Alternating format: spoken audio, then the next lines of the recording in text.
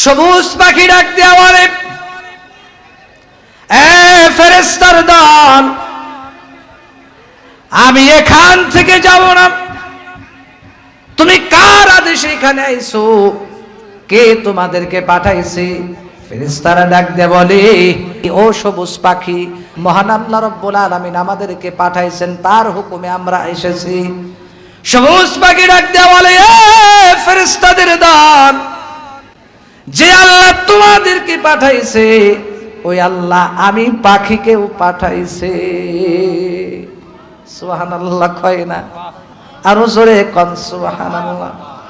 এ ফেরেশতাদের দল, খবরদার খবরদার, আমি পাখি এখান থেকে যাব না।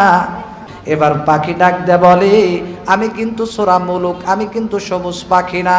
এই ব্যক্তিটা প্রত্যেকটা দিন দুনিয়ার ভিতরে থাইকা যত ব্যস্ততায় থাকুক না কেন, প্রত্যেকটা দিন ইশারের পরে আমি সূরা মুলুককে নিয়মিত প্রত্যেকটা দিন তেলাওয়াত করেছি।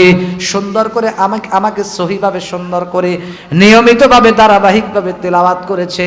এই তেলাওয়াতের কারণে আজকে আমি সূরা মুলুক সুন্দর করে তার কবরের পাশে এসে বসে গেছি। শুধু তাই নয়, সুন্দর করে ওই পাখিটা তার পাখির ডানা দিয়া ওই মৃত ব্যক্তিকে সুন্দর করে ঢাইকা রাখছে, দেখা যাচ্ছে না। সুবহানাল্লাহ কয় না? এ পাখি, তোমার এখানে মৃত ব্যক্তি ছিল, সে কোথায় গেছে? পাখি ডাক দিয়ে বলে, খবরদার খবরদার, তোমরা আওয়াজ কইরো না, মিন মিন আওয়াজে আসো। খবরদার তোমরা বিকট আওয়াজ কইরো না, কারণ হাদিসের আছে ফেরেশতাদের হাঁটার আওয়াজ বড় মারাত্মক বিকট আওয়াজ। কথা বলেন ঠিক কিনা? মুফতি সাহেব হুজুর এখানে বসা আছেন। ফেরেশতারা যখন কবরের মধ্যে নাফরমানের কবর আসবে, তাদের পায়ের আওয়াজ অনেক বড় গর্জনের আওয়াজ হবে।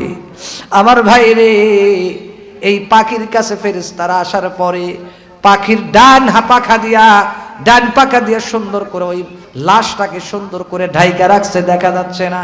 পাখিকে ডাক দেয়া বলে, পাখি রে, ডিস্টার্ব করো না, আমল করছে ভালো কথা, তোমাকে তেলাওয়াত করছে ভালো কথা বুঝলাম, কিন্তু এখন তুমি একটু সাইডে যাও, তাকে একটু হিসাব নিতে দাও, আমরা হিসাব নেব।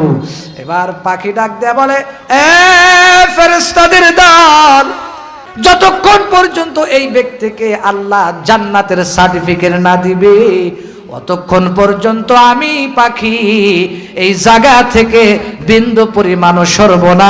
আওয়াজ দিয়া কোন সুবহানাল্লাহ। ভাইরা আমার, বন্ধু আমার, সেজন্য সূরা মুলুক তেলাওয়াত করা দরকার আছে না নাই?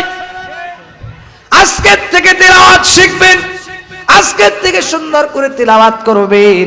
খবরদার খবরদার তেলাওয়াত ছাইরেন না, নিয়মিত প্রত্যেকদিন তেলাওয়াত করবেন। কোরআন শুধু বুকে ধারণ করলে হবে না, কোরআন তেলাওয়াত করতে হবে, কোরআন অনুযায়ী চলতে হবে, নবীজির সুন্নাহ অনুযায়ী জীবন যাপন করতে হবে। আল্লাহর কোরআন অনুযায়ী আমি আপনি যদি জীবন পরিচালনা করি, নবীজির সুন্নাহ অনুযায়ী যদি জীবন পরিচালনা করি গো, তাহলে দুনিয়াতেও শান্তি হবে, পরকালেও শান্তি হবে। জোরে কোন সুবহানাল্লাহ।